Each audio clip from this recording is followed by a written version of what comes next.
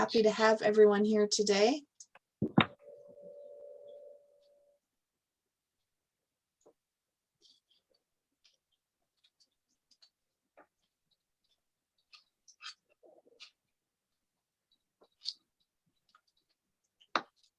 Okay, well, we are going to get started as people join. We'll just let them get included. I'd like to welcome you all here today on behalf of Black Hills Leadership Development. We always enjoy having you join our lunches. Yeah. I'm going to ask if you are on, if you could please mute so that we don't get the background noise. That would be very helpful. And if you have any questions or comments, please utilize the chat. We'll have time at the end for questions and we can help facilitate that. So today I'm really pleased to introduce Jason Culberson, who is the current Rapid City Fire Chief. He's going to talk to us today about a path to leadership, his lessons learned on the way to becoming the chief. So, sorry, Zoom meetings, moving things around. Jason is the fire chief for the Rapid City Fire Department. And as the chief, he is responsible for directing the activities of the fire department. The Rapid City Fire Department provides emergency and non-emergency services 24 hours a day, 365 days a year. And the firefighters respond to calls for assistance from 8 stations, which are strategically located throughout the city. And in 2020, the department responded to 19,517 calls for service. And I'm sure if we've ever had to use them, we all appreciate that. In addition, the department provides and oversees other non-traditional medical services that include the Mobile Integrated Healthcare Program, which is the Mobile Medic, paramedic education, medical billing, and special response team paramedics. And the department ambulances cover an area of 3,200 square miles with a daytime population in excess of 300,000 people in the summertime. So that's so beneficial to our community. Jason has held many positions throughout his career to include firefighter paramedic, flight paramedic, and operations supervisor. In his 28-year career, he has held some notable leadership positions to include program director of Black Hills Life Flight, division chief, the medical operations Rapid City Fire, and most recently, the 19th fire chief of the Rapid City Fire Department. His passion for providing quality care to the community he lives in has made it possible for him to obtain the leadership positions that he has had. He holds a bachelor's degree from Montana State University Billings and an MBA from Dakota Wesleyan in Mitchell, South Dakota. Jason and his wife Kelly raised their 3 children in the Black Hills, and his family enjoys the beauty, diversity, and culture that is available to them right out their front door. And I have to say, I met Jason quite a few years ago, and I've gotten to see his leadership skills in action as he coached my daughter's softball team.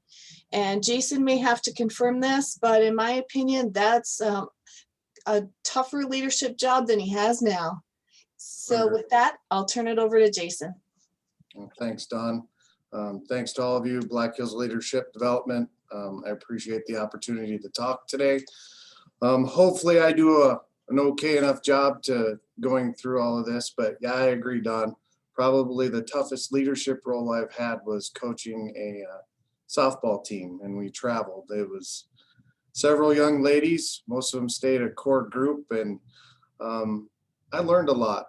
Started that at about, I think our daughters were probably in the 10, 12 year old range and kept up through it till I was 18, but we'll get into that a little bit. But I'll just caveat this, that I'm not a professional speaker, and I'm not speaking, I don't have a leadership speech like some that I've listened to in the past, but I'll do my best to kind of go through how I became, where I started, and how I became the chief of the Rapid City Fire Department, because it was a little bit of a non-traditional path to get to that point.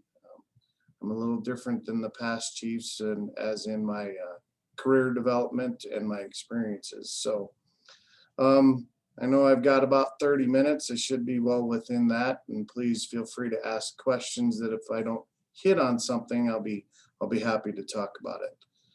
So I guess it's easy. The first part is to start talking about myself and kind of where I've come from. I grew up in Pierce, South Dakota. I graduated high school there.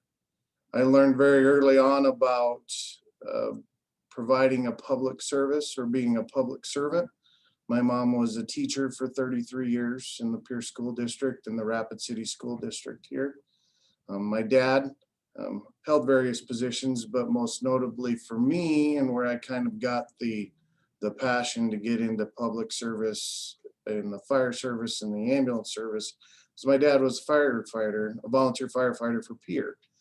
Yeah, he also became the fire chief, and he was that for approximately 8 years. So learned quite a bit, got a passion for it because I was always proud of my dad, and I always enjoyed going down to the fire department and learning lots of new things. Now, as a young man, going to the fire station back then, the volunteer fire department, I got to learn a lot of new things. So a lot of them, not many of them, my dad was real happy I was learning from his fellow firefighters, but I did learn a passion for that type of work.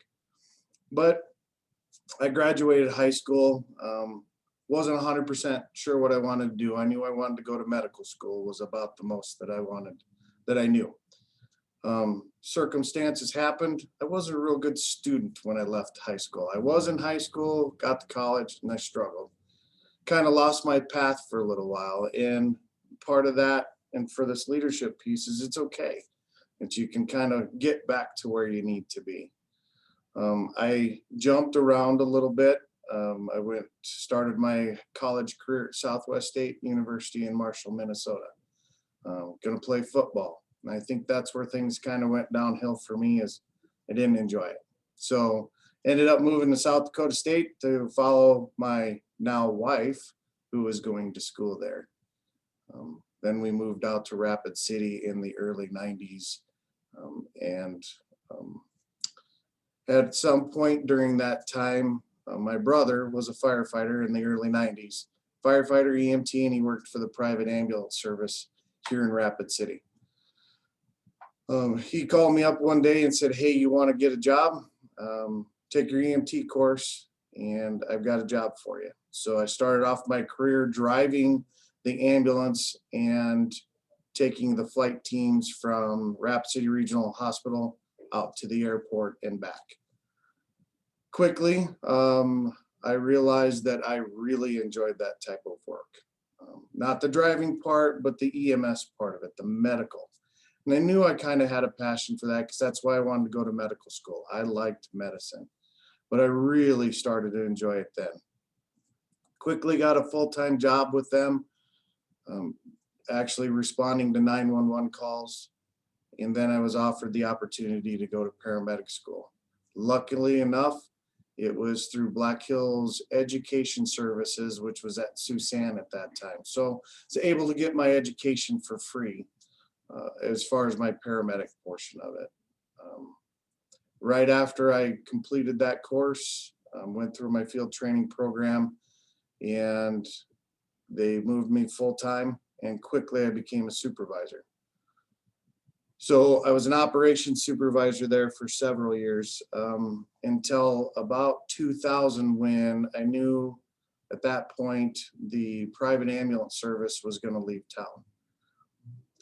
And I really kind of started understanding I really liked the supervision piece, and I wanted to be in charge. And my goal at that time was to be the program manager for the private ambulance service.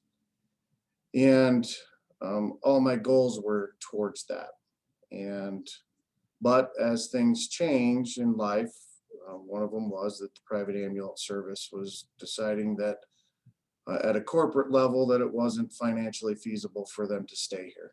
So at that point, I moved over to the fire department in 2001, and I was a firefighter paramedic at that time. Again, loved medical. At that point, I decided, you know what, I want to go back, and I knew I wasn't going to go to medical school. So I had 3 kids at that time, all of them right around the age of 5 or less, and decided that I was going to go become a PA. And to do that, I had to finish my bachelor's degree. So I left the fire department to work full-time for the flight team, which I started working for them in 1997 as a flight paramedic, flying just in the airplane. By then we had a helicopter, which I absolutely loved. So moved over there just to go to school. At that point, there was a transition time for Rapid City Regional Hospital and the aviation company, and the hospital decided to no longer own or employ the flight program, that they would give it to a private entity. So I moved and transferred out with that. When we moved out there, I was made the supervisor, the base supervisor. The program director that was there decided that at that point she was no longer, about 2 months into it, she decided she didn't want to be the program director anymore and left. So left me sitting there and I became the program director. So at that point I took over about a $10.5 million operation, solely in charge of all of that, and needed to make it profitable. And we can go through some of that at some point, but regardless to say, I did a lot of growing at that point in a leadership role. Hadn't been in a position where I had a lot of mentorship when it came to being a leader for a large organization. And so I had some struggles, trials, tribulations, not understanding where I was going to go and how to accomplish the total mission. Getting my bachelor's degree at that time in 2005, I'd focused a little more on the business side, so it did give me some help there, but I had to make some tough decisions to continue to make that profitable. Love the aviation industry. Absolutely would go back to it today, but as many things happen in the corporate world, life changes for them and they make some changes. So the program director position, which I was running successfully out here, they took away that program manager's position and made it more of a marketing job. I enjoyed it, but wasn't quite what I wanted to do. Luckily enough, in about 2010, I received a call from the then fire chief, Mike Multiver, and we had been friends for many years, and wanted to talk to me about coming back to the fire department to take over the ambulance service portion for the fire department. They're having some struggles financially and just needed some more direction. And the then current director of the ambulance service was retiring. So as it would happen, I applied, got the job, and took that position thinking I'm fully well, this is what I'm going to do.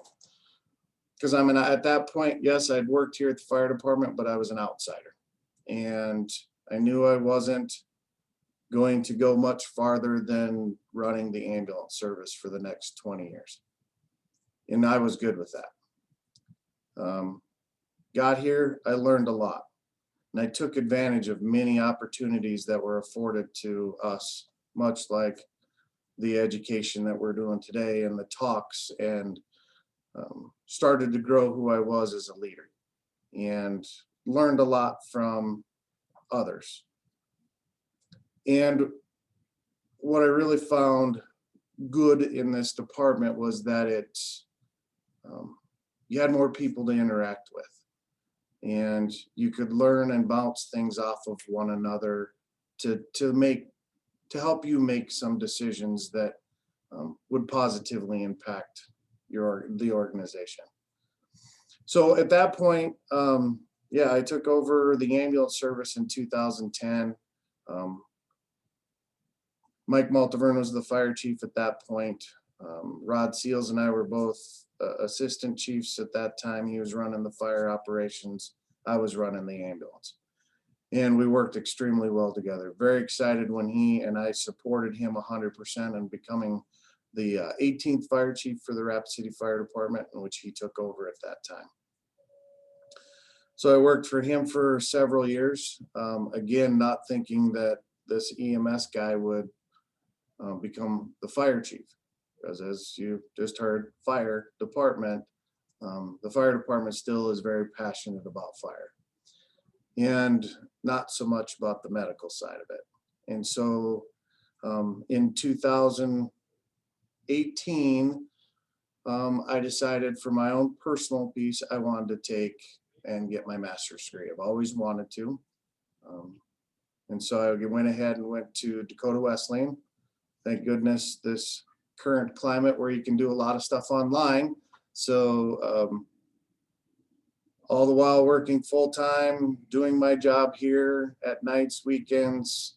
I had four individuals in my household that were going to school at that time. All three of my kids were still at home and they were in college, and so was I. So there were nights my wife would sit and watch TV and the rest of us would be around the table studying and interacting with school. So it was a good time and a growth time for us as a family. But got my master's degree. As things would happen, COVID hit, we need to do budget cuts. Rod Seals ended up retiring last year, and then I was appointed as the 19th fire chief. So it's a brief history of that portion of it. And I want to talk a little bit about our department to kind of understand how we're structured and how things go here. So the fire department, which I'm extremely passionate about, is set up in 3 different divisions is what we have. We have the fire operations division, which the division chief there, he controls all the fire operations. So anything to do with fighting structure fires, buying the fire equipment and apparatus and making those decisions on those. You have the EMS operations, which is what I was, is now held by Brent Long.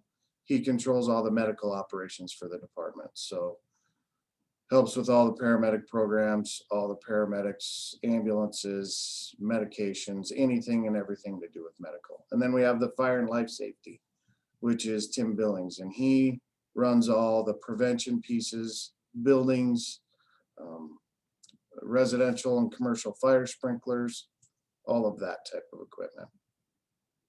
So the fire chief, and then you got the 3 division chiefs, and then you've got the rest of the department below that.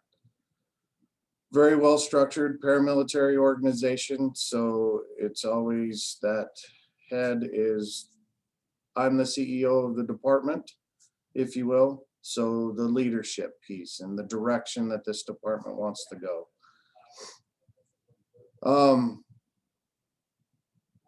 So our department's has been always, since been in service since 1865 as a fire department, and we've grown since then. But as much as fire departments change, they often stay the same. And that was one of the things that I really noticed when I came in, is we had the ambulance since 2003. And since 2003 until 2010, basically operated the same way. Ambulance and fire truck would respond to medical calls and we transport patients to the hospital. That was basically how that all operated.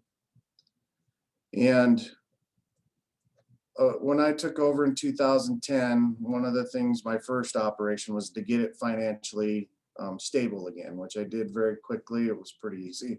And then that's when, as a leader, you need to be passionate and an advocate for your organization. And I started looking at different ways of providing the service. We were going from doing about 12,000 calls or 10,000 calls in 2009, 12,000 calls in 2010, and we just kept increasing. In about 2013, had to start asking on why we were increasing call volume. At that time, a town of 67,000 people should be no way possible be doing 12,000 calls. They should be around the 4,000 or 5,000 call range. So we started studying what we were doing and looking into what we were providing and how we were providing it. So started really finding that most of our call volume centered around social medicine problems, mental health, alcohol, or drug intoxication. We were having people that would call, individuals that would call. In one November, we had one gentleman call us, and this was in 2013. He called us 40 times. Now, most everybody, I know everybody on this call or maybe have called once, maybe twice. And this gentleman called 40 times. And that was 40 times that he was transported, but we didn't track him on just interactions. So if just the fire truck stopped by, or we're talking hundreds of interactions for one person. And that's one example. And it continues down that path. We had at that time 20 people that had 20 interactions a month or more that we were seeing. So at that point, we decided we need to find a different way of providing our service because it wasn't working. Ambulances, the way they get their money, the way the Rapid City works is we're an enterprise fund. So we're set up more like a private business. So the ambulance charges a fee to be transported, charges a fee when you are transported to the hospital. That's the only time they can charge a fee, other than standbys at a school event, that type of thing. But really the fees are for transportation. So once that happens, we can charge your insurance company, that type of thing. So the Rapid City Fire Department's ambulances, they're a fee for service, so they get the fees. That's what funds that portion of the operation. No tax dollars are involved in that portion. So it has to stand on its own. But ultimately, we're still a public safety agency, public service, and we wanted to find a better way of doing and providing that service. And so that's when we really dug into, and Don brought it up about the mobile medic program. Started looking for a better way to provide a service. And what we came and worked with stakeholders throughout the community, which included law enforcement, a lot of the mental health providers, Courage Foundation, the hospital. What we found was we need to redirect some of these patients to an appropriate level of care. So we were getting 911 calls to transport people to the hospital for hangnails. They ran out of medications, simple pain. Several folks have called us because they ran out of food.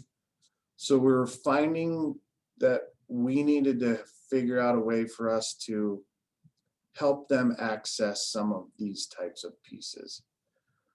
So one of my fellow firefighters and I, we got together and started brainstorming and figured out this mobile medic program. It was a piece that we've been looking at nationwide called the Community Paramedic Program. So we worked through that process and came up with a plan and started implementing it in 2013, and it was working really well for about a month. And then the South Dakota Board of Medical and Osteopathic Examiners stepped in and said, you can't do that. And of course we asked why. So 3-year back and forth in a fight, we finally were able to start doing that process in 2016. So the ultimate goal of that program is to get a patient to the right level of care at the right time. So not everybody needs to go to the emergency room. And hopefully we've started to accomplish some of that. The first year we did about 400 calls. This last year with COVID, we were able to change up some stuff. And this in 2020, that program did 2,900 calls, and we're able to place that 911 caller to a different place other than transporting them to the hospital in an ambulance. So whether that's sending them to a clinic, getting them to the care campus, wherever they needed to be that was more appropriate. Plus they do backup for the other ambulance. So they're a paramedic, so they can go and help on the ambulance. So total call volume, they did 4,800 calls. So extremely busy. Went from about 300 calls to almost 5,000 calls in a year, or in 4 years. So we're pretty proud of the program. I'm proud of the program. It was one of those that was my baby. And so I still hold on to it a little bit tight and stay and keep an eye on it. But so that was that's some of our big success. And I find that we did some great success with that program. because we listen to each other and we listen to the community, and we're able to reach out and find out what they needed and how we needed to operate better. We worked well together. Chris Jolly is the lead mobile medic now. And at times you need to let your people do their job. And from my position now, it's way more evident than it's ever been that you got to listen to the people that work for you. You surround yourself with people that are bright, passionate, and are committed to the ultimate goals in your organization. And don't be afraid to surround yourself with people who are smarter than you are. I am by no means the smartest guy in this department, not even close. And people who know far more about fire, far more about EMS, prevention and fire sprinklers. But you surround yourself with the folks that are those experts in it. And we have some of the greatest minds and biggest experts in this organization. Tim Billings, our prevention guy, he is nationally recognized. He sits on the International Association of Fire Chiefs committee for prevention. All of our other division chiefs, they're part of their respective organizations, and they hold leadership positions like in the South Dakota Fire Chiefs Association, South Dakota Firefighters Association, the South Dakota Ambulance Association, and EMS Association. So they are the best and brightest. And it's important for me to have those folks there to do the job, and we let them do their job. And I don't get in the middle of it. Obviously, I'm here for the direction, and I run the entire operations, and they make me look good because I allow them to do their job. And it doesn't work if you don't have somebody that's committed to it. Some other things that I've found throughout the years is being passionate and be an advocate for your organization and its people. And I know a lot of you have probably listened to talks and you hear all of that about people leave managers, not organizations, and I find that to be very true. And we're not talking about the organization, because that's part of my job, is make sure that they have the fire apparatus and the ambulances and the funding and the buildings and the things to do their job. We're talking about the supervisors out there, the ones that are day-to-day operations, working and making the job move. The way we're structured is we have a central fire station. It's the downtown main station. That's where I am. That's where the administrative staff are. Plus we have a couple fire trucks and an ambulance, but really we're central. And then around it is the stations, the other 7 stations around us. And you have to put trust in those supervisors that are out there that are leading each one of those stations. So without them, they can truly affect how the crew's day-to-day life is going to be, whether they're happy, sad, angry, constantly not being productive. And we're a busy station. Busy department. We don't have time to be unproductive. And we've found over the course of years that this fire department has struggled with decentralizing power and control. And we're trying to change that. And I think that's one of the reasons why the mayor found that I could hopefully run this organization in a different direction. Is that you allow your people to do this and empower them to be the supervisor that they need to be. But with that comes a lot of, I'm trying to say, the responsibility for them to make sure they're coming in and ready to provide what we need. I really, one of the big things is education for you. As you're becoming a leader, is you never stop. And I hope you don't. I don't. Just recently, this past weekend, South Dakota Fire Chiefs Conference, I got to listen to Malcolm Chapman. Absolutely love listening to him. I take something away every time I listen to him, and I wish I was a better instructor on leadership. But he's very passionate about what he does, and it really, the way he talks, the way he talks about leadership really speaks to me, and I take every advantage to listen to that. And you're not ever going to be able to take all of that and institute it, but you take some of those pieces and you take a little bit each time and you learn from it. One of the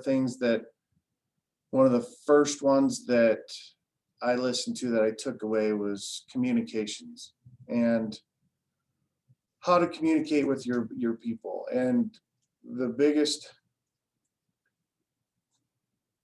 takeaway is listening.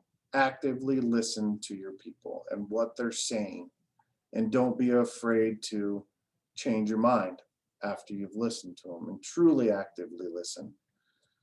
And communications is very difficult. We've struggled with that in this department for years, and how to appropriately communicate. It was face-to-face for a long time. Email came out, and email is what it is now. These days, it's texting and or Facebook or whatever social media. Sorry, I just dated myself with the Facebook thing, I know. So Twitter, you name it, whatever social media platform. And so we try to hit all those. We even do monthly conversation or weekly conversations on every Friday. I get up on Zoom, or one of the other chief officers gets on Zoom and gives a talk about what's going on in the department. And then they're able to ask questions. But it's very important for me to get with the supervisors on each one of those stations. Each station has its own captain that runs the station, and then each shift has a lieutenant. The captain functions as the lieutenant on his shift, but interact with them on what they're having and issues. Each station is basically in its own community. Each one of them has completely different problems, and each station has its own identity on what they do and how they interact with the public, and the call volume, the call types, that type of thing. So it's important to listen to them and what they need and how they need to perform their job differently in each one of those. But we're all the same organization, so leadership wise, we move in the same general direction. One of my biggest, and like we talked just a little bit earlier, is about leadership and learning to deal with people, is coaching the softball team. My daughter was on the team, Don's daughter was on the team, and I was an assistant coach. And you're able to learn how to treat each one of those girls differently, and it's nothing different than in this organization. You have to understand who they are and how to communicate, because each person receives things differently than the next, and those girls were no different, and they taught me a lot. I hope I taught them some things, but they're all great young ladies, and they're all pretty phenomenal women that watching them on Facebook now and still having people you can interact and find out about. They've grown up to be great young ladies, and are doing some pretty cool things. But like I said, they taught me so much more about how to be a leader than I ever learned in a class, because it was immediate feedback, and they had no problems telling you when you did something wrong quite frequently. And you learned a lot about young ladies that I didn't really want to learn about as a dad or a boy. And some of those have translated into this organization here. And I hope the Rapid City Fire Department and the community of Rapid City finds the value in what we provide. Because it's more, the piece I want to hit on about our department is we are way more than just a fire department. Our name says Rapid City Fire Department, and if I could, I would rebrand us and change it just a little bit, because we do way more than fire, but everybody recognizes the fire department. So our department does not only fight fires, wildland and structure fires, but we do rescue. So we'll do water rescue. So we have a team that dives. They not only dive, but they do swift water rescue, and they're experts in that. And some of our folks are instructors for the national programs. We do high angle rescue, so all of the ropes and everything you need to do for climbing. Subsurface, heavy rescue, which is building collapse. We have a lot of those things that we do that are so much different, much less the mobile medic program. We do hazardous materials at Station 6, decons at Station 4. We do way more things than just fire. These guys are constantly moving, constantly training, constantly learning. So from day one, we instill learning, trying to be a master of your craft, no matter which position you have it. And I hope we instill that throughout this organization. And I hope through these types of talks and explaining what we do and how we provide it, that the community gets more secure in what we do provide. This community, not just Rapid City, but we cover 3,200 square miles, and we have mutual aid agreements with all the outside agencies, and automatic aid agreements, meaning if there's a call, say in Rapid Valley, we're automatically sent out there, so we give the assistance out there. But the community as a whole feels safe with us being in charge of all that, and being ready to respond at a moment's notice. I've always been impressed with this organization. I'm very impressed with the people we have here.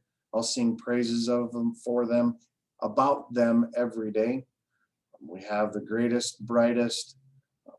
I will tell you, you all need to feel very secure in this, that we send people out to do the trainings and get the education, and many communities around the country look back to the Rapid City Fire Department for ideas on how to do things better and differently, because we do. We're a non-traditional fire department. We stay away from just doing traditional type duties, which is just fighting fire. I mean, we find ways to do it more efficiently because we do have budget constraints here. We're very much a tourist oriented community. Tourism is our big money maker, and so there's not a lot of money out there to increase our budget, make those things happen. So we've found ways to be more efficient and do a better job, and we're constantly looking for ways to do that. Yeah, I know I kind of jumped all over the place. I hope I didn't confuse. Like you said, I'm not a real great instructor on some of this stuff, other than you want to talk to me about, want me to explain about this department, I can spend hours just talking about our people, our organization, this community. Always find passion in what you're doing. If you're going to be committed, step into that ring and do it to the best of your ability, and continue to learn and find ways to do it better. If you're not, you get into it and you're not committed, it's okay to step back out of that ring and find what you can and will be passionate about. I remind my kids that every day. They are all, I got one that's a nurse up at the hospital, and then I've got two others that are graduating this year from college, and I remind them that they can go out and find what they want to do. Just because you went to college for that doesn't necessarily mean that's what you're going to stick with. My dad had probably 8 to 10 careers throughout his life, and ended up being a very successful stockbroker by the end, and was able to retire early. So you never know where life's going to take you, but take advantage of those open doors. So I know I'm ending a little bit early, Don, a couple, 3-4 minutes early. But I would love to answer any questions, or if you want me to dive into something a little bit more, I'd be happy to. Well, there are a few questions that have popped up. So the first one is, when you mentioned having to make difficult staff decisions because of budgetary issues, can you describe your thought process when making those important and necessary decisions? So some of the most, the ones that I can talk about, we haven't had to do much here. Go back to when I was at the flight program, and when I took over our fixed wing and our, just financially, we weren't doing very well. We were losing money. Again, we're with a corporate agency. You lose money, they end up just shutting you down eventually. But so I had to make some tough decisions, and that's where you initially base that off of, is, okay, we have a goal to get to, now how do we make that happen? So realistically, we'll just pick on one of them. We were flying with 2 pilots in our fixed wing aircraft. So I had 2 pilots in there all the time. As most of you, or if you don't know, most organizations, your budget for your people, which is the most important piece of your organization, is the highest. So some of that, and when you try to figure out what you need to cut, is not the first place I go. But in this instance, this was where we needed to look at, because it was inefficient. We had an inefficient aircraft. And so first step was to look at the aircraft and how we wanted to change that to make it more cost effective. And we did that. Found a single engine aircraft. It was newer, but cheaper than what we were operating now. But that new aircraft also allowed us to change from a dual pilot configuration to a single pilot configuration. That quickly became more profitable, but one of the bigger changes we made at that time was, corporate world, they had a centralized dispatch center, and we had our own dispatch center at our local base. Again, looking for things that we needed to do. And my brother to this day still says I fired him, but I didn't fire him. It was a big decision, but it moved to a central location. So sometimes those decisions are easy, and because they make perfectly good common sense, but they're not comfortable. So some of what you got to do is evaluate your program. You got to understand what your organization is and what your goals are, and how you need to accomplish them within these confines of what you have for budgetary dollars. Some decisions aren't easy. Obviously took away my brothers and several other people's positions in Rapid City. It was not comfortable. It was a big learning time for me. Learned that I could do it, and as long as I was making the decisions, the right decisions for the right reasons, and not doing it out of spite. I'm not explaining that quite well enough, but basically doing the right thing for the right reasons. Kind of answers your question, but it takes a long evaluation process of putting things down on paper, understanding your organization and how they can function, and what they can function without. Thanks. All right, another question we have for you is, how do you support your staff to handle the emotional or traumatic situations that they find themselves in? So that's one of the biggest, it's one of the highlights over the course of the last 3 or 4 years has been mental health for first responders. And we have gone from an agency that basically said, buck it up, pal, you'll be all right. Rub some dirt on it like we did when we were kids, when your parents did when you were kids, to being a more compassionate agency and understanding that our folks go through a lot. And again, we wouldn't get there if we didn't have folks that were paying attention to what we do.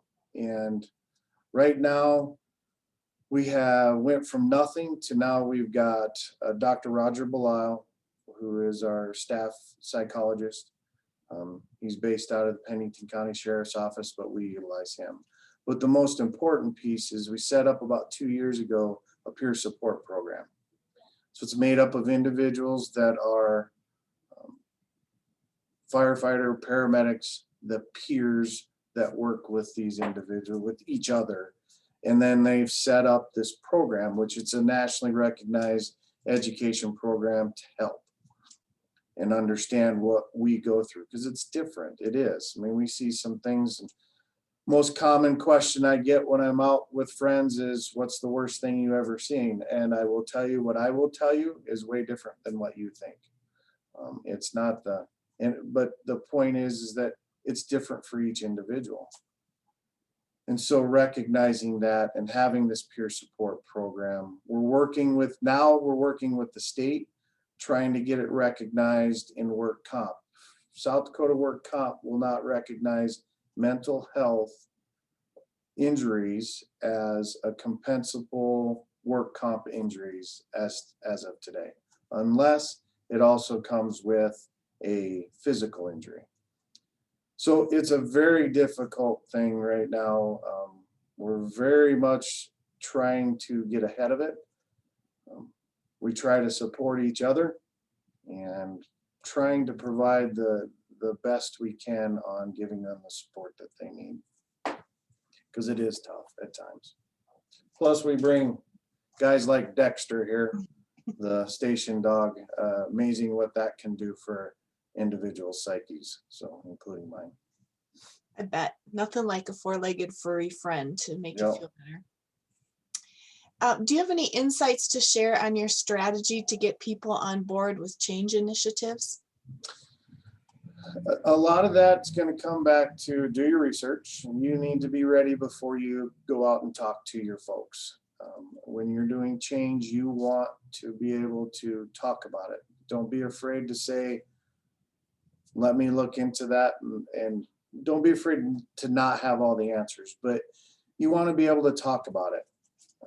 Modern day, we have everywhere from a 20-year-old to a 63-year-old that work for this department on the operations floor. And you need to understand how you need to communicate with those and how to push that information down so it's not so much anymore about just do it. It's let's talk about it. And so they understand why we're going down this path, why we need to change. When we did the mobile medic program, when I first started that going forward, I would venture 70 to 85% of this department thought I was crazy. And again, constantly getting out in front of folks and explaining why we're doing it and talking about it. At this point, I don't think you'd find one person in this department that would not say that that was a good path and a good thing for our organization to do. So really it is about communication, and still difficult because you have to be able to give the message and that person has to receive it the way you wanted them to receive it. So it's not always easy and sometimes clarifying, but be open to talking about it and at multiple occasions. And that really ties into our next question. With your organization being so large, how do you ensure important communications across all departments is effective? I wish I had the magic button. I really do, because I probably could go on the road and teach everybody and I'd be able to charge a whole bunch to speak.